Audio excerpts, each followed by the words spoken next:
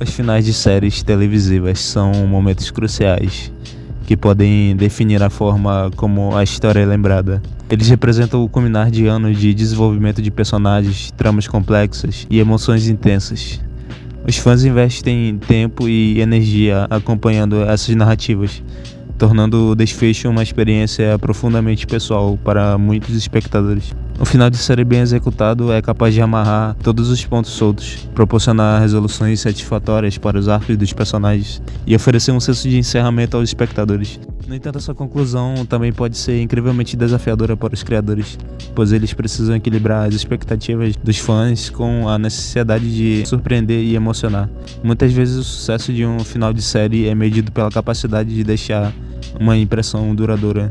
Ao longo dos anos, as séries de televisão nos presentearam com finais memoráveis, que variam desde os conclusivos e felizes até os ambíguos e contemplativos. Cada final de série é único e refletindo as escolhas criativas dos roteiristas. Nessa jornada pelos finais de séries, somos lembrados do poder transformador da narrativa e da maneira que essas histórias continuam ecoando por muito tempo. Sem mais enrolação, no vídeo de hoje a gente vai analisar os finais mais sombrios das séries, começando pela melhor série de todas, que é Breaking Bad. Breaking Bad é uma das séries mais aclamadas da televisão. Ela concluiu sua jornada épica em 2013, com um final que deixou os fãs atônitos e emocionalmente impactados. A série, criada por Vince Gilligan, segue a transformação de Walter White, um professor de química do ensino médio que é diagnosticado com câncer terminal e decide entrar no mundo do tráfico de metanfetamina para assegurar o futuro financeiro de sua família após a sua morte. O último episódio, intitulado Felina, mostra Walter White retornando a Albuquerque após um período de exílio. Ele retorna para resolver suas pendências, principalmente com seu antigo parceiro, o Jesse, que é sequestrado pelos nazistas. São liderados pelo Jack Walker. No episódio final, Walter orquestra um ataque contra os nazistas para resgatar Jesse, que estava sendo mantido em cativeiro por eles, sendo forçado a cozinhar metanfetamina. Durante o confronto tenso, Walter mata todos os nazistas com uma metralhadora, salvando Jesse e finalmente vingando a morte de seu cunhado, que foi morto por eles na temporada passada. Após o tiroteio, Walter tem um momento final com Jesse, onde os dois se encaram. Walter, ferido mortalmente, pede a Jesse que ele o mate, mas Jesse se recusa, dizendo que Walter deveria fazer isso por conta própria, se ele realmente quisesse morrer. Jesse então escapa, deixando Walter sozinho na cena do crime. Walter, já gravemente ferido, se arrasta até o laboratório, onde costumava cozinhar a metanfetamina. Lá ele admira o ambiente e, no último gesto, caído no chão, ele morre enquanto a polícia cerca o local.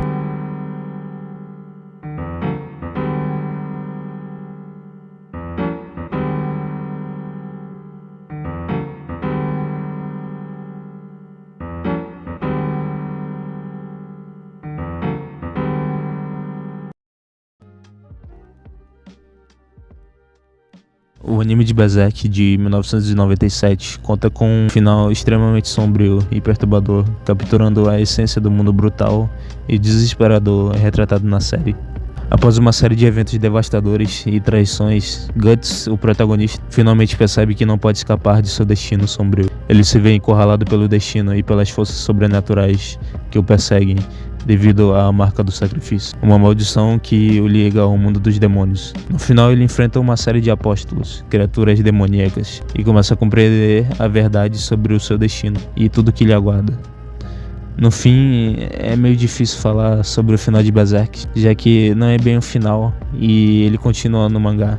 Mas no anime termina basicamente com o Griffith cometendo atos ilícitos com a casca, enquanto o Guts acaba só olhando, todo detonado, e em uma espécie de desespero ou loucura, sei lá, ele arranca o próprio braço na tentativa de alcançar o Griffith. E tudo termina nessa atmosfera melancólica e sombria e medieval e totalmente obscura.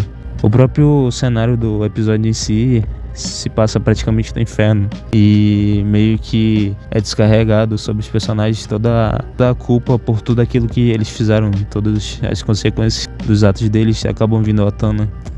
Então você vê praticamente todos os personagens que você acompanhou durante a série morrendo de formas brutais e trágicas. Sendo assim, esse é um dos finais mais violentos da história, sem dúvida alguma.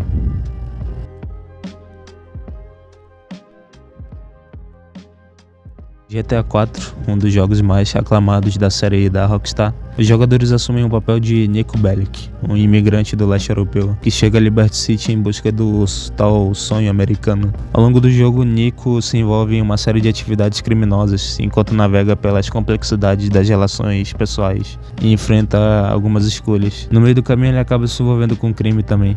O final do jogo apresenta duas opções principais para o jogador, e essas escolhas têm consequências significativas para o enredo. No final Deal, intitulado Deal, se o jogador escolher a opção Deal, Niko aceita fazer um grande negócio de drogas com Dmitry Raskalov, um personagem ambíguo que ao longo do jogo trai Niko repetidamente. Nesta opção, Niko faz as pazes com Dmitry e a história continua, mas com resultados trágicos para alguns personagens importantes. No final Revenge, se o jogador escolher a opção Revenge, Niko decide se vingar de Dmitry e seu antigo parceiro Ray Bulgarin. Esta escolha resulta numa missão final dramática, onde Niko confronta e elimina seus inimigos, buscando vingança pelas traições e pela tragédia que eles causaram em sua vida. O epílogo. Após a escolha final, o jogo apresenta um epílogo que varia dependendo da decisão do jogador. O epílogo geralmente envolve ramificações das escolhas de Niko e mostra como essas escolhas afetam o seu relacionamento com os personagens que ele conheceu ao longo do jogo.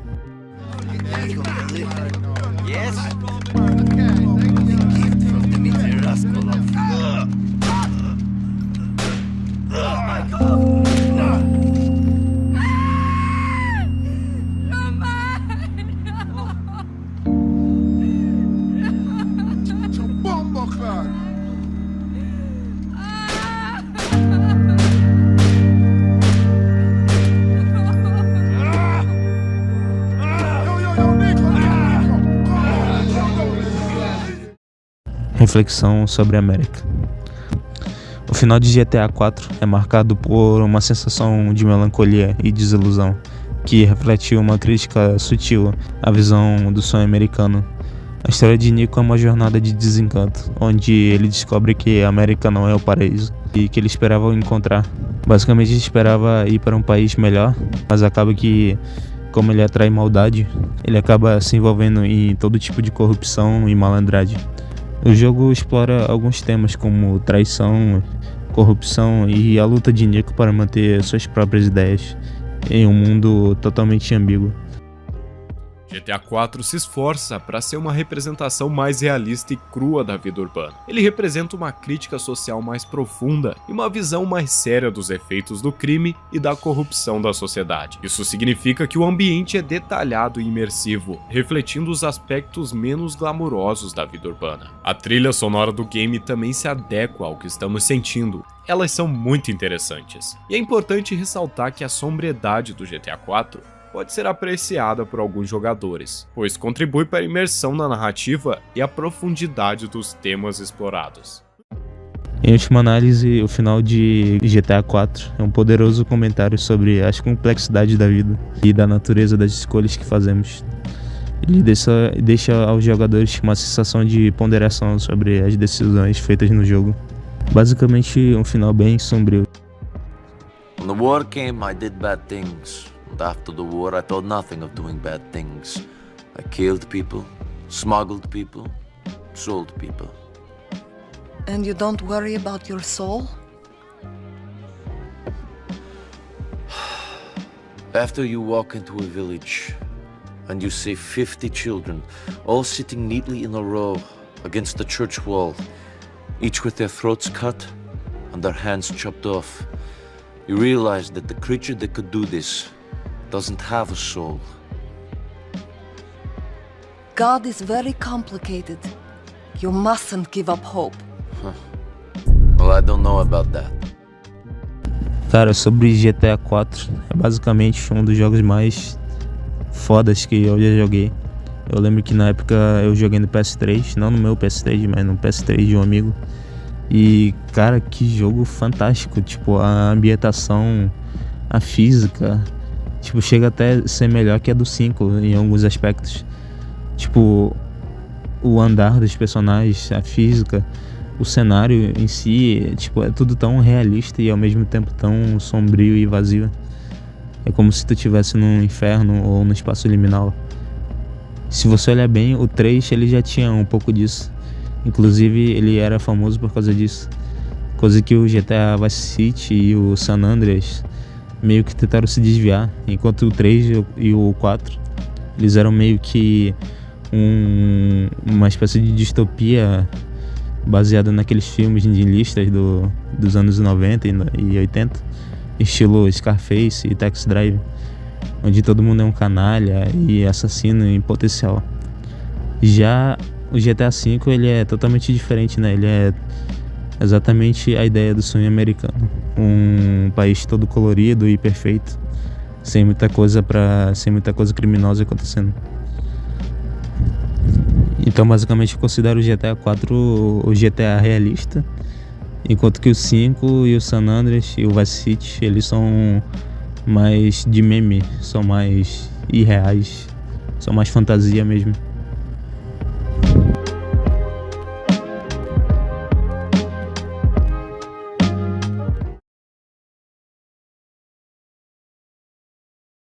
Silent Hill 2.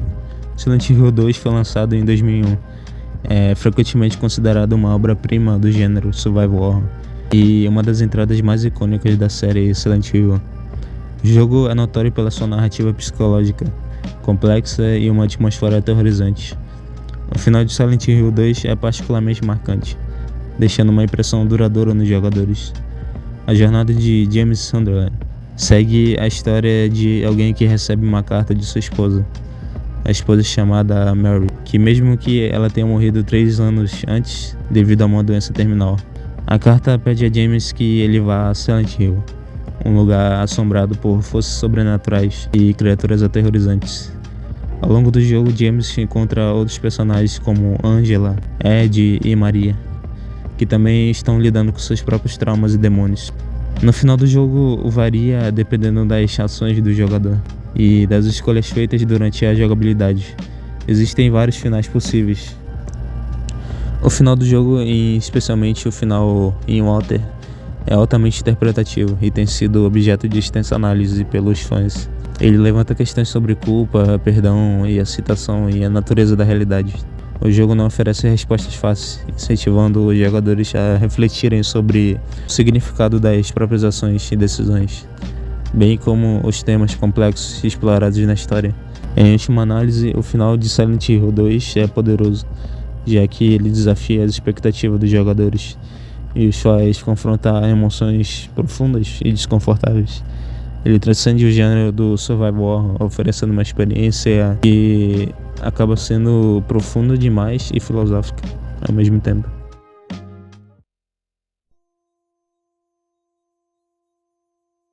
Mary? James.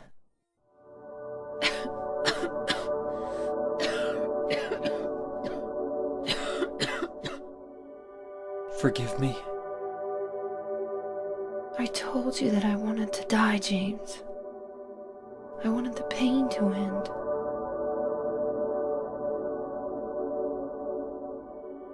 That's why I did it, honey. I just couldn't watch you suffer.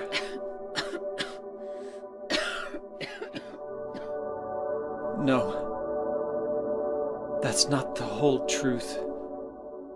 You also said that you didn't want to die. The truth is, part of me hated you for taking away my life. You killed me, and you're suffering for it. It's enough, James.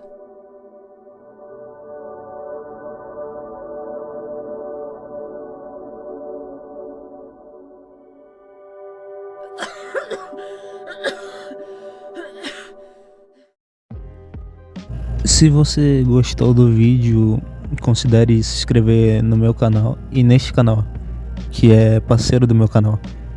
E se gostou, deixa o like e se inscreva e comente algo. Comente algum tema que você gostaria de trazer em algum vídeo ou qualquer coisa, qualquer tema. E tamo junto, é nóis, falou.